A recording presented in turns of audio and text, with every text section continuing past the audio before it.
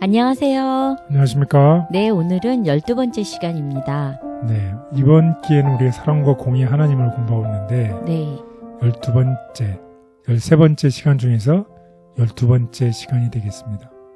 제목이 무엇인가요? 사랑과 공의 가장 큰 두 계명. 예. 여기 보면 이제 커맨드먼트, 계명이죠. 근데 두 계명이라고 되어 있어요. 커맨드먼트. 이 계명이 몇 개를 주셨나요, 우리에게? 10계명이요? 10개의 계명을 주셨죠. 네.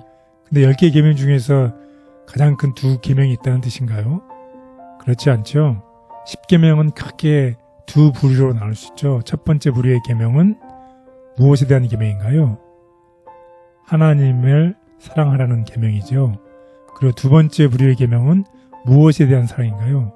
우리 이웃에 대한 사랑, 인간에 대한 사랑을 얘기하고 있죠. 그래서 가장 큰 두 계명이라고 하면 한 부류는 하나님에 대한 사랑, 곧 첫 번째부터 네 번째 계명은 하나님의 사랑을 다룬 것이고, 또 다섯 번째부터 10계명은 인간, 이웃 간의 사랑을 다루는 것이 되겠습니다.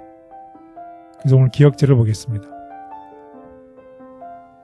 누구든지 하나님을 사랑하노라 하고 그 형제를 미워하면 이는 거짓말하는 자니 보는 바 그 형제를 사랑하지 아니하는 자는 보지 못하는 바 하나님을 사랑할 수 없느니라.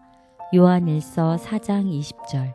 네, 여기에 보면 이제 핵심 단어가 몇 번 계속 반복해서 나오나요? 사랑이죠. 사랑. 근데 그 사랑을 하나님을 사랑, 또 형제를 사랑, 이런 단어가 쓰고 있잖아요. 그래서 십계명을 아까도 말씀드렸지만 하나님에 대한 사랑, 이웃에 대한 사랑. 결국 이 계명은 사랑을 얘기하고 있잖아요. 그런데 하나님을 사랑한다 하지만 그 형제를 사랑하지 않는 사람은 하나님을 사랑하지 않는 것이랑 똑같다고 그러는 것이에요. 결국 하나님을 사랑한다. 하나님을 사랑하면 그 사람은 어떻게 형제를 사랑할 수밖에 없다는 것이에요.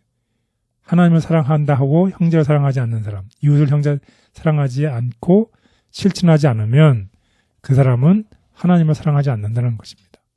자, 그래서 오늘 공부의 배경을 보면 여기 무엇이 보이나요? 10계명이요? 10계명이 보이죠? 그 왼쪽에는 첫 번째부터 네 번째 계명이 아까 제가 말씀드린 하나님에 대한 사랑을 얘기하고 있어요. 그리고 오른쪽에 있는 다섯 번째부터 10번째 계명은 인간에 대한 사랑이죠.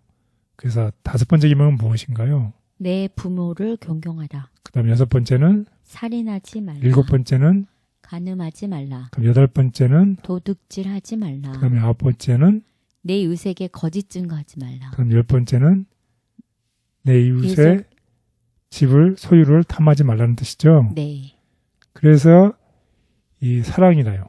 십계명을 보면 하나님을 사랑하는 것, 또 이웃을 사랑하는 것, 이렇게 분리할 수 있나요?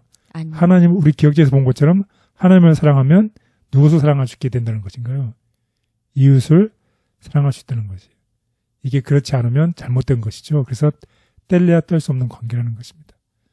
그리고 특별히 형제 사랑, 이웃 사랑은 무엇이 포함되어 있는 것인가요? 실질적으로 보면 우리가 이 물질적인 어려움이 있잖아요. 그래서 물질적으로 나눔과 실제적인 사랑을 포함해야 된다는 것입니다. 그래서 예수 그리스도의 자기 희생적 사랑은 우리가 이 사랑을 알고 기본하는, 실천하는 무엇이 돼야 된다?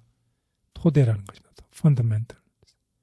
그래서 타인을 사랑하지 않는 사람은 결국 예수님을 통해서 나타나신 하나님을 보지 못하고 하나님을 사랑할 수 없다는 것을 오늘 기억절에도 우리 공부를 했습니다. 자, 하나님을 사랑하는 사람은 어떻게 해? 다른 사람, 이웃을 사랑하고 정의를 실천해야 그것이 나타난다는 것이에요. A면 B인 것처럼 자연스럽게 하나님을 사랑하는 사람은 저절로 이웃을 사랑하게 된다고, 또 저절로 이 사회에 나타나는 불의로부터 사람들을 도와주는 정의를 실천하는 사람이라는 것입니다. 반대로 하나님의 사랑과 이웃 사랑이 뗄래야 뗄 수 없는 관계인데 만약 분리되어 있다고 그러면 이는 하나님의 계명에 대한 이 실천, 헌신의 부족을 의미한다는 거죠. 한번 예를 들어 볼까요? 부자 청년이 계명을 지킨다고 했어요. 그렇지만 무엇은 실패했나요? 하나님을 사랑했을지는 모르지만 가난한 이웃을 사랑하는 데는 실패한 것입니다. 그래서 이렇게 하나님에 대한 사랑과 이웃 사랑을 이렇게 분리시켜서 했다고 하면 이것은 실패했다는 것입니다. 또 다른 예로 선한 사마리아에 비유해서 제사장과 레위인은 율법의 정결 규례를 지키려 했으나 그래서 하나님과의 관계를 어떻게 그것을 지키려고 했지는 모르겠지만 이웃에 대한 자비와 이웃에 대한 사랑을 실천하지는 못했던 예가 있습니다. 그래서 사랑과 하나님의 사랑, 하나님의 공의는 분리될 수 없다. 우리 이미 다 공부를 했습니다. 그래서 하나님은 우리가 공평하고 정의롭게 행동하는 것을 우리에게 원하신다는 것입니다. 우리가 그것을 실천했을 때 기뻐하신다는 것입니다.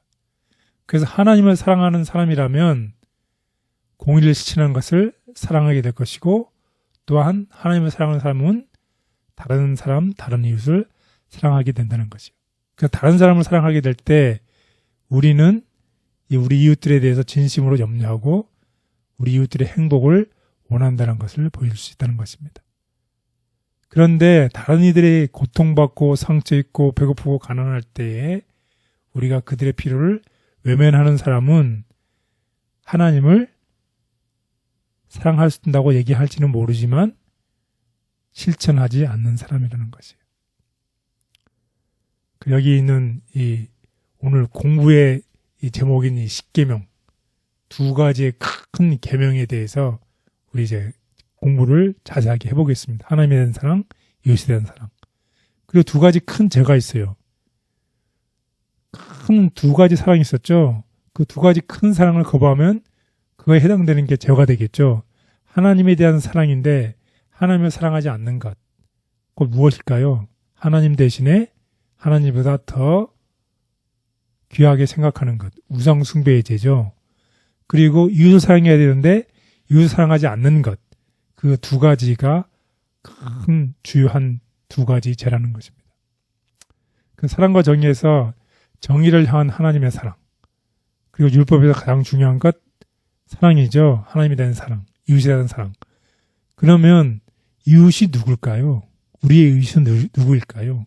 이런 내용을 가지고서 공부를 해보겠습니다. 그래서 첫 번째 날은 가장 큰 두 계명, 그 다음에 두 번째 날은 가장 큰 죄 두 가지, 그 다음 세 번째는 정의를 사랑하시는 하나님. 정의를 사랑하시는 하나님. 우리가 하나님을 사랑하면 우리도 어떻게 해야 된다는 것인가요? 우리도 정의를 행해야 된다는 것이죠. 그 네 번째 날은 정의를 세우라고 부르심. 그래서 하나님께서 우리를 하여금 정의를 세우라고 부르신다는 것입니다. 그리고 다섯째 날은 내 이웃이 누구니이까. 이런 제목을 가지고서 우리 공부를 해보겠습니다. 이런 공부를 하게 되면 우린 다음과 같은 결론에 동의할 수 있을 것입니다. 하나님은 정의를 사랑하신다. 우리가 하나님을 사랑한다면 정의도 사랑하게 될 것이고 서로를 사랑할 것이다. 서로를 사랑하는 것은 주변 사람들의 안녕에 관심을 가지는 것이다.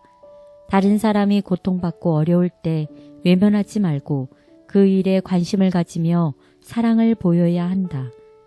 이것은 우리가 세상을 더 귀하게 여길 위험에서 건지고 성품을 완성하기 위해 사랑으로 주신 율법과 선지자의 강령이다. 전심으로 하나님을 사랑한다면, 우리가 전심으로 하나님을 사랑한다면 우리는 그분의 자녀들을 또한 사랑해야 한다. 이 사랑은 하나님의 정신이다.